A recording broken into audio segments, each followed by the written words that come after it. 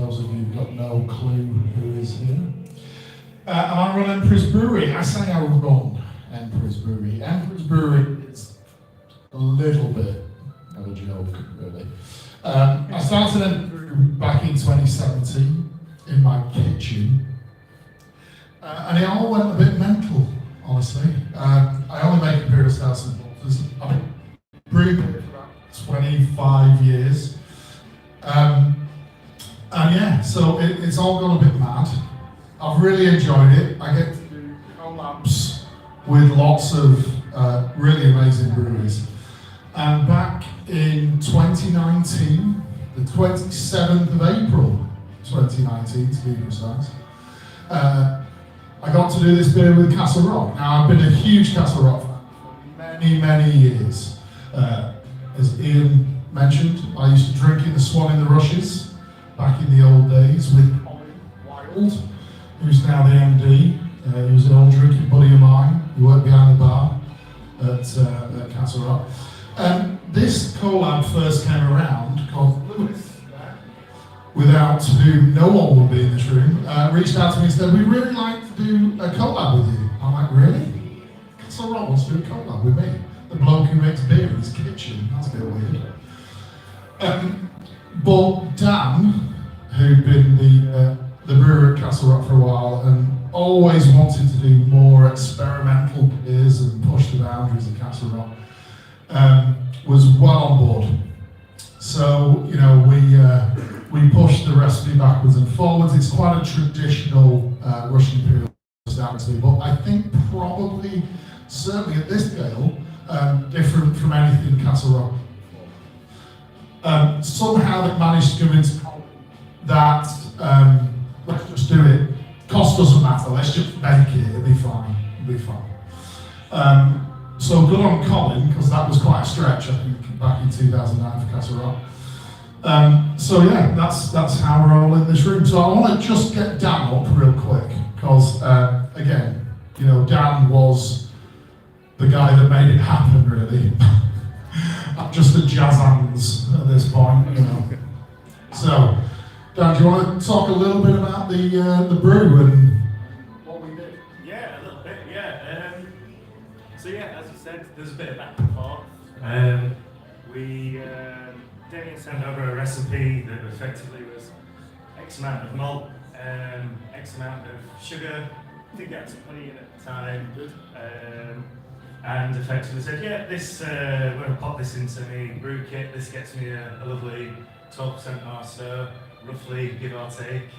I'm sure that'll be, you know, there you go, there's the recipe sort of thing. So I was like, all right, yeah, we can, there's a couple of kilograms of this, a couple of kilograms of that. Scale it up, see what happens. Oh, hang on a sec, this is 3 times the capacity of our mash tun.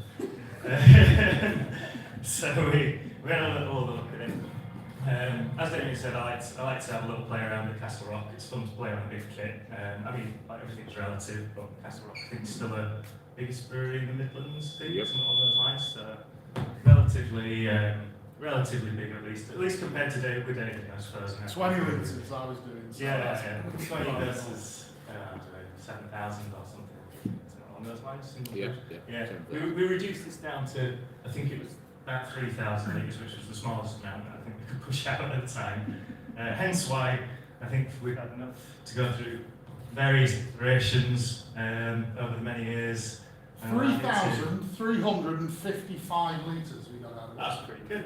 Yeah. Yeah, that's about right. That's about right. Yeah. I've still got a picture of the digital display. So I checked it today. Yeah, digging it out, I've killed him. So. Yeah. Well, See, that's one shovel. Like 90% killed me. Yeah.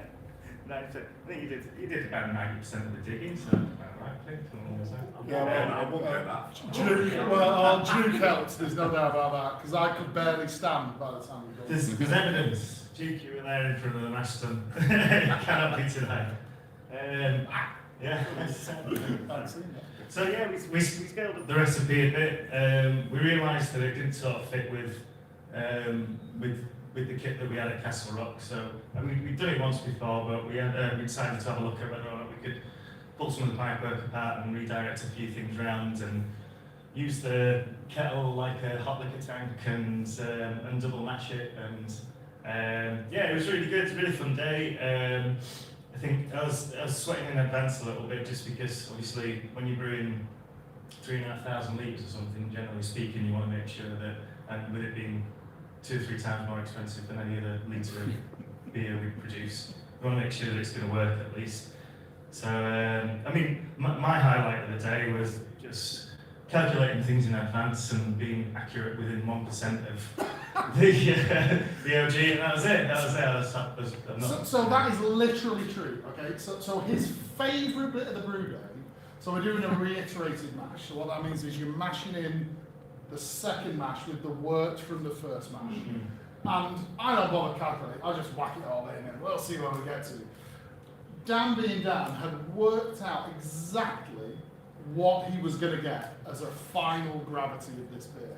And his favourite point of the day was dropping in the hydrometer and actually seeing the calculated, he calculated at 1120, it came in at exactly 1120. And I'm not joking, that was his favourite part of the whole brew day. I'm not really bothered about the beer, so I don't think I remember actually drinking any of it. That's it, done it, that, pictured in there where it is. Yeah, it's a good, really good day, really fun. Ridiculous that we made such a silly beer, such a big Well, beer. I mean, again, you know, all credit to Colin, because, you know, Dan had bothered Colin for a long time to make a big beer stout, you know, a big kit beer stout.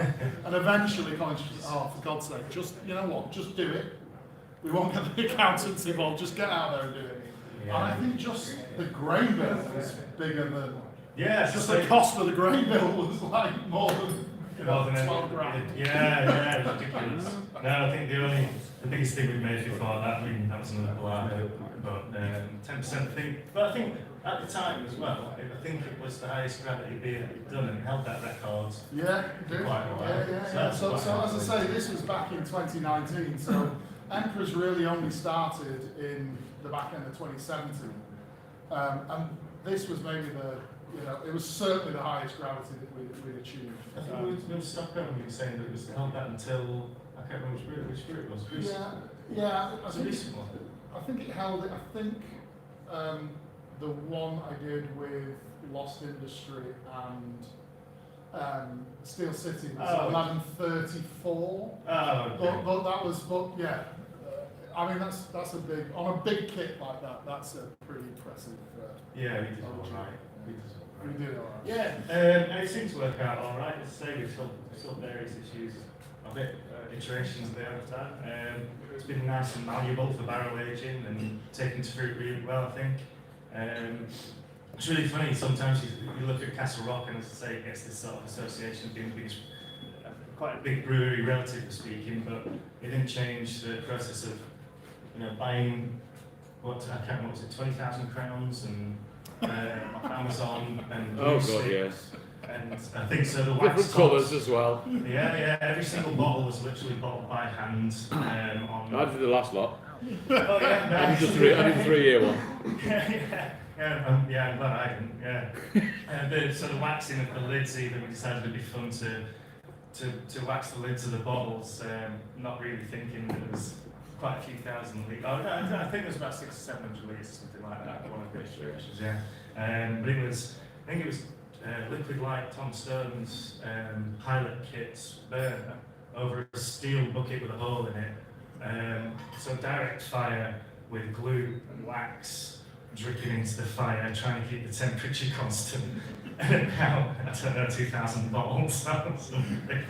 Yeah.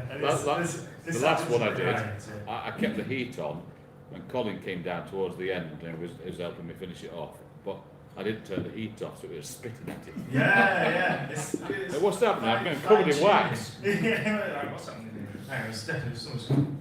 But yeah, as I say, I think sometimes there's an area of, it must be easy, you've got all this resources at your disposal, but it's not. No. These hands are peeled 400 grapefruits. This is why And block the FV. yeah. But yeah, it was really good fun. Glad to see it sort of in its final form as well. Really good to sort of be here tonight to see the last bits off and such a great cause as well. So yeah, Lewis, shut up now. Yeah. Security. So the first beer that you're gonna try, We're going to which sit down, we've got some food and drink. Thank you very much. so I don't Cheers, really, Daddy boy.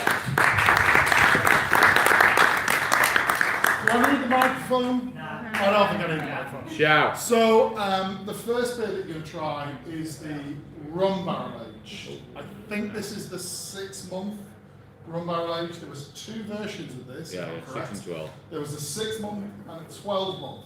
So the beer you're going to try. The beer you're going to try is the 6-month barrel age, rum barrel age. The beer we've got in the sets is the 12-month. And what you're going to get from this, I mean, well, you tell me what you're going to get from this, but you're going to get a really nice hit from the rum. It's very woody. You're going to see some raisin qualities in there. When it was new, there's a little bit of licorice as well. And this is being paired with the mac and cheese, the beer infused mac and cheese with cayenne red sauce, I believe. So this, not that this necessarily means anything, but on Untapped, if you bother with that, this is around 4.3 on Untapped. So this is a very highly rated beer amongst beer nerds, to be honest. So you're going to get, as I say, you're going to get that rum, you're going to get raisin, you're going to get a little bit of wood with it as well, but also a little bit of licorice and caramel. So enjoy, although I'm sure you'll hear from me later.